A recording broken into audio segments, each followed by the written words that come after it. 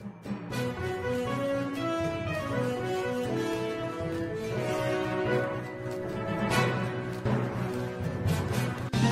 मी पूजा parse. जनता news मध्ये आपले स्वागत आहे. पाहूयात आजच्या ताज्या बातम्या. करूया. अजूनही वक्ते बोलणार आहेत. माझी उंची तेवढी नाही की या सर्व महान वक्त्यांचे विचार मी तुमच्यापर्यंत पोहोचवेल. नक्कीच त्यावरती अजूनही अभ्यास चालू आहे. नक्कीच सगळ्यांचे विचार, अगदी शेवटपर्यंतचे विचार मी तुमच्यापर्यंत पोहोचवेल. या चिमणीच्या चोचीन जेवढे दाणे आपल्या चोचीमध्ये घेता येईल तेवढे घेतच आहे. त्यानंतर मला असं वाटतं की आज या कार्यक्रमाचं खऱ्या अर्थानं शेवटाकडे जात असताना आवर्जून सांगेल की मला जगापा सरदे साहेबांचा खूप मनापासून अभिमान वाटतो. आमच्या घरातील सासूबाई आणि सासरे यांच्याकडून माझ्या सासऱ्यांची खूप मोठी साथ असते. मला अशा वेगवेगळ्या कार्यक्रमाला जात असताना त्यांच्याकडून बऱ्याचदा मी ऐकलं की त्यांनी आपल्या आई वडिलांची सेवा कशी केली. मला वाटतं तशा पद्धतीचा श्रावण मास हा प्रत्येक आई वडिलांच्या पोटी जन्माला यावा. शेवटाकडे जात असताना आवर्जून एकच व्हिडिओ साठी तुम्ही काल बघितला आणि मला खूपच भावला. तो व्हिडिओ असा होता की एका वडिलाला 3 मुले होती आणि त्यांच्या वाटणीचा प्रश्न हा गावातल्या चौकीवरती गेला होता. सगळेजण कट्ट्यावर बसून त्यांची वाटणी केली आणि त्यांची वाटणी केली असताना त्यातील एक व्यक्ती म्हणाला, आता तिघांची तरी वाटणी झाले, आता राहिलाय प्रश्न म्हाताऱ्याचा. आता म्हाताऱ्याला कोणाकडे जायचं ते ठरवा.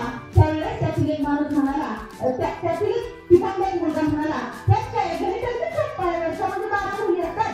4 महिने बारक्याकडे राहील, 4 महिने मोठ्याकडे राहील, 4 महिने मोठ्याकडे राहील. त्यावेळेस खऱ्या अर्थानं त्यातील एक प्रौढ माणूस म्हणाला, म्हणजे मला असं वाटतं म्हाताऱ्या माणसांची धोतराची आणि डोंगरांची ही शेवटची पिढी असेल ज्या पिढीला आपण जपलं पाहिजे. खरं अंतकरणापासून सांगते, कारण इथून पुढे येणार आहे साड्या, गाऊन, मॅक्सी, ड्रेस सगळं येणार आहे. पण खऱ्या अर्थानं धोतरातली आणि डोंगरातली ही आपली शेवटची पिढी, तिला खऱ्या अर्थानं आपण जगूया, तिला जपूया. आणि त्यावेळेस त्यातील एक प्रौढ माणूस म्हणाला की अरे हे तुमचे विचार झाले, पण त्या म्हाताऱ्याच्या मनात काय ते तर विचारा. त्यावेळेस त्या म्हाताऱ्याला विचारलं असताना म्हातारा म्हणाला, काय करायचं, आपला देशच कुठे चाललाय मला कळलं नाही. ज्यावेळेस मी त्या तिघांचे विचार ऐकले, त्यांनी घराबरोबर जमिनीबरोबर माझीही वाटणी केली, म्हणजे बापाची वाटणी करणं इतपत मुलांची उंची चालली आहे हा विचार त्यांनी सांगितला. आणि त्यावेळेस त्या म्हाताऱ्यानं म्हटलं, मला वाटतं असं म्हातारा निर्माण होणं आपल्या समाजामध्ये गरजेचं आहे. त्यावेळेस त्या म्हाताऱ्यानं म्हटलं, मीच घराबाहेर निघण्यापेक्षा आहे या कपड्यावर या ठिकाणी घराबाहेर निघायचं आणि मला जसं 4-4 महिने राहायला सांगितले